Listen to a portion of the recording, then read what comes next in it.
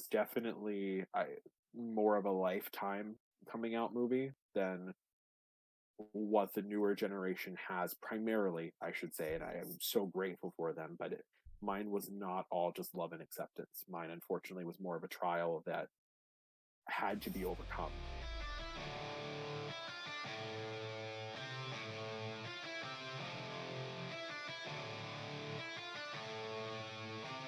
Actually, okay, so a big question I wanted to ask was Mhm.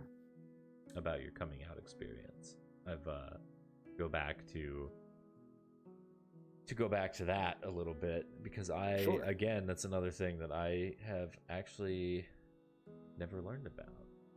So I will preface that there may be a small trigger warning. My experience is not all great, if I'm being honest. Um, I mean, it definitely helped shape me, of course, to the fantastic individual that I am now. But I did come out at a much younger age in a less accepting time from a societal standpoint. Um, so I will say that from hindsight, I can look back and think back as far as literally first grade as having moments of, uh, I'll say, queer awakenings, if you would. God, I remember I remember having a crush on this one boy, and I was like, "Oh, he's so cute." And then he pulled a chair out from under me before I sat down, and like I fell on the ground and cried. And now I'm like, "I don't like you anymore," type of thing. So it's like first like vivid memory, if you would, of of being like, "I like guys." Um, so I, God, I came out actually in middle school to friends. Um, so I realized at a very young age that things were different for me. Um, I remember really again liking like the first guy that I ever met back, not ever met. Thank God that was dumb. I never saw a guy until I was in the fifth grade. No, I remember having a crush on this boy in fifth grade too, who was like the bad boy, if you would, like always got in trouble with the teachers, and I was always like a goody two shoes kid. So I'm like, wow, I like that. So that's that's rolled into adulthood too.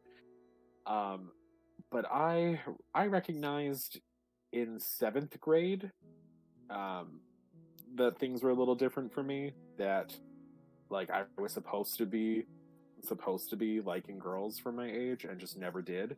Uh, I always like, of course, was like looking at the girls' boyfriends or staring a little bit too long in like gym class when we were in changing rooms. And it dawned on me when I finally like had a name for it. Like the first time that someone was like, "Oh, dude, that's so gay."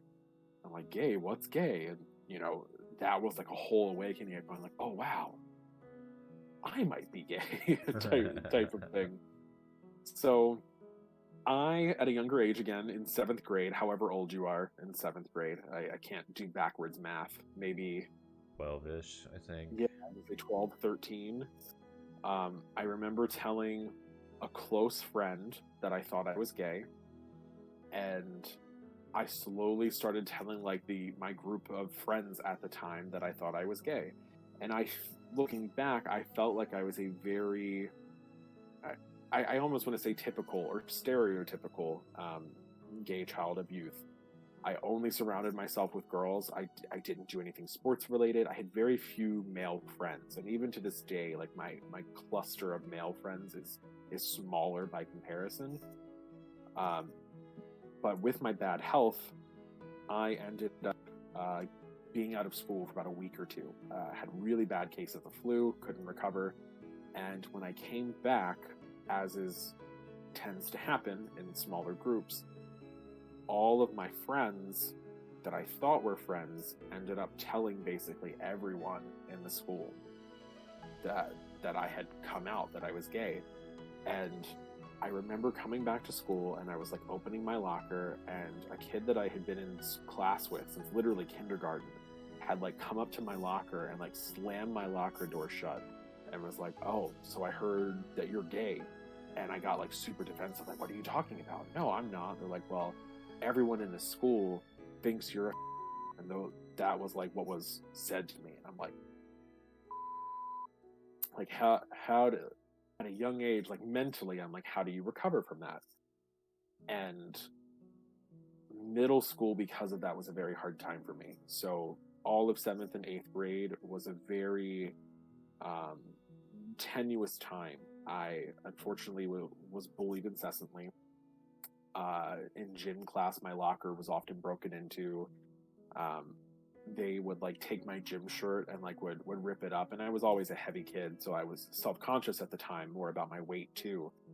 But like they would draw phallic symbols all over the shirt, would write gay slurs all over it, and I would have to like sit in a gym class with everyone who was in uniform, if you would, with with tattered outfit that was all written over. And I even remember at one point closer to 8th grade when they tried to get like a petition in school to like have me change in the girls' locker room because that's like where I belonged. Wow. That was actually backed by one of the male gym teachers. So that was a harder time for me. And from like a mental health standpoint, that's, I unfortunately had earlier suicidal thoughts because I felt like I didn't belong and clearly was not accepted. And I oftentimes, like on days like that, I would walk home. Like I hated walking home from school because there were always like a group of boys who would like follow me for the most part home, who would just like stay far enough behind, who would sling insults, or one in particular, oddly enough, would like make moaning noises because I guess that was like a cool thing to do. I know it's like very odd, but at that age was very uncomfortable. And like I hate to say it, but just like traditional bullying, like tripped in the hallways, like very few friends, or what I felt were friends, because I felt betrayed by my friends. And I got very heavily, even more so, into video games at the time, because video games for me have always been a way to kind of escape normal social constructs. Like, who wouldn't love the idea of being in like a high fantasy world where like you could summon fire at your hands to like rain hellfire down on people because that's what you were feeling. Like, Yeah. I guess that's why I've always loved Black Mage as a Final Fantasy. And it wasn't until high school really that I really started to flourish. So I went into 9th grade, and at this point, like my family still didn't know. But I went into 9th grade and ended up finding a safe space before what like a gay straight alliance would have been called at the time. And I ended up meeting a great group of individuals, some of whom I'm still talk to now. And it was just a place for us to come together as a collective and kind of share and revel in our queer identities. And we ended up creating the first gay straight alliance of our high school the next year. And I had never had like such a supportive group behind me. I ended up coming out to I say I came out to my sister, but more like my sister, Tiffany, who, if you're watching, you already know this. My sister was super nosy, like, and she still is to this day, but I love her. She ended up finding notes that like I would pass between girls in school. So like any high school girl traditionally of that era always did like those folded up little like football Little notes. triangle ones, yeah. Yes. Oh, I was so good at making those. But I saved all of them because that's just what you did. Like you saved those notes. And she found notes that were handwritten that, talked about like boys that I had crushes on. So she found out before the rest of my family. But even coming out to my mother and father, unfortunately, was a trial. So I didn't verbally come out to my mother. I wrote her a very long-winded, like 2-page note going over, how I was feeling. And I would say it was a little gated at first. Like it was an initial like, oh my God, I love you so much. But even she really didn't know what to do with that information. So I later found that there was a potential talk about conversion camps at the time. I don't know how true that is. It was never expressly brought to me, but I'm told that that apparently was a conversation in my family, that they didn't know how to handle it, so I could have potentially ended up going to a conversion camp. But it never happened, of which I'm grateful. My father did not take it well at all.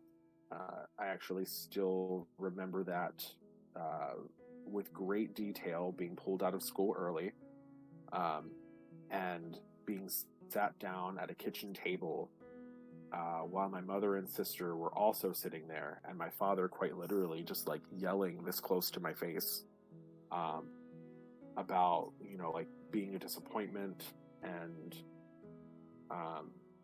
basically talking about like how like, the family genes were going to die with me because, of my lifestyle and everything in between.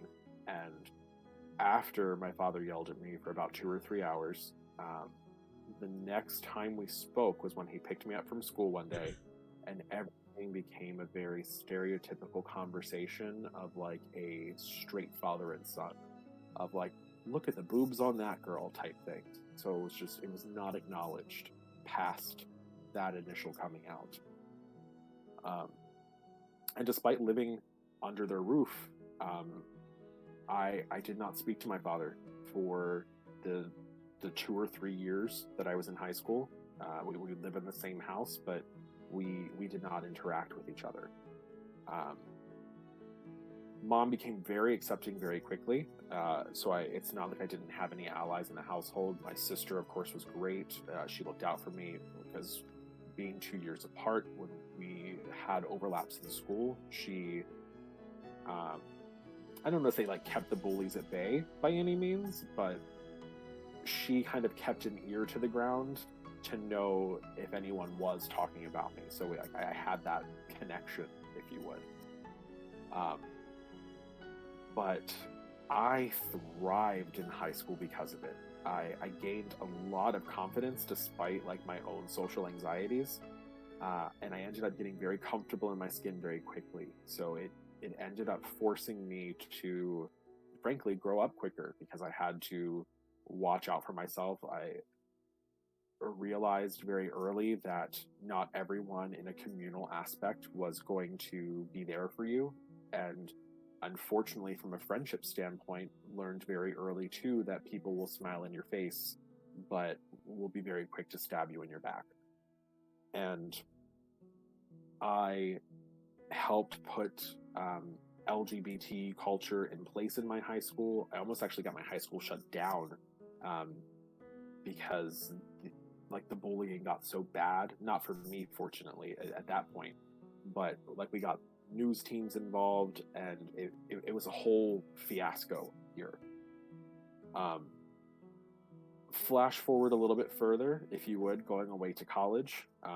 At that point, like my confidence level was through the roof. It ended up making me be a little bit more well-spoken because it got me into overall advocacy for the LGBTQ plus community. I did marches in DC. I worked for the Human Rights Campaign for a while. I did the same thing for Equality Maryland. So I put myself into a much more politically diverse background and made myself into like a youth grown activist because of it. And I would not change that for anything. But it wasn't until I went away to college that my father and I reconciled. I think he eventually realized that the thought of losing a son was worse than having a gay son. And like I hate to put it so black and white in that instance, but he and I are now, frankly, on great terms. No real like family issue, if you would, but it was definitely more of a lifetime coming out movie than what the newer generation has, primarily, I should say, and I am so grateful for them, but mine was not all just love and acceptance. Mine, unfortunately, was more of a trial that had to be overcome.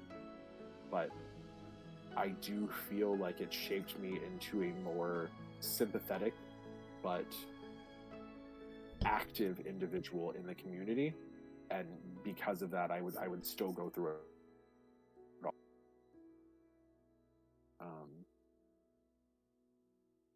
Yeah, I try to share this story at least once a year if I can help it, because every October we go into National Coming Out Day, and I've spoken at my university that I went to at the time, and even at my high school, probably well over 10 years ago now, but I would go back to kind of act as a mentor role for those who helped mentor me at the time. And I think that's huge to give back to the queer community any way that I can, because of how it pulled me into its embrace and became so accepting. Yeah, it's a big family, and I'm grateful for it, and y'all the best. And I supplement that now with the belief that family is chosen. And again, it's not to like take away from like mom or dad or anyone else, but I learned at a younger age that it's sometimes better to pick your family, and the family that I have, like with you and Dadia and this virtual community that I've been a part of for well over 10 years now, like even just from like a Final Fantasy standpoint, to me is much more family than I have felt even with cousins and you know, just general family figures. So just know that anyone who is here, you are my family. And if you ever need anything, whether it's in chat or in private, my DMs are open, and I'm happy to listen and offer advice if you ever need it, or I can always just be that person to sit there and be like, whatever you need. Because I love you guys. Jesus, I am so glad this story had like a happy ending. Obviously it had a happy ending. You're here now with us, but wow. That is like... Ooh. Yeah. I know, like, I'm trying to just, like, it's almost making me a little emotional, so, yeah, God, it's just, I'm glad it worked out, and like Adia said, I'm glad your dad came around, because I know that there's people out there who don't have that. Yeah. And people even now who still don't have that. Yeah. So it's like, just despite what tribulations I've gone through, I'm still grateful that I still have a support system, because there are still those who, unfortunately, are, I'll say, excommunicated, if you would, from their families, whether it be from a religious standing or just more of a personal belief system. It's why, and I don't think I did it last year, but every year for my birthday, like for Facebook, if you would, Facebook always reminds you, like, hey, do you want to do like a charity thing for your birthday? When Miley Cyrus, which I know is a weird turnaround for it, but when Miley Cyrus first made a foundation, she did a Happy Hippie Foundation, which the name alone was kind of odd at first, but it is actually a charity that raises money for the displaced youth of the queer community. So for individuals who did unfortunately get thrown out of their homes or needed to run away from home to avoid, you know, physical harm, the money helps go towards those youth to make sure that they have basic needs to kind of help them get a roof over their head if they can help it. So it's a charity that, while I did not have to use myself, and I am grateful that I didn't have to, it means the world to me that charities like that exist to make sure that we're just taking care of each other and making sure that we're not adding to more statistics of homeless youth, or adding to higher suicide rates of the queer community. So y'all will see me posting that closer to my birthday, and now that we have a Discord, I might put it in there too. So, Yeah. Happy Hippie Foundation, if y'all feel like looking that up, it's a great cause. Post that shit wherever.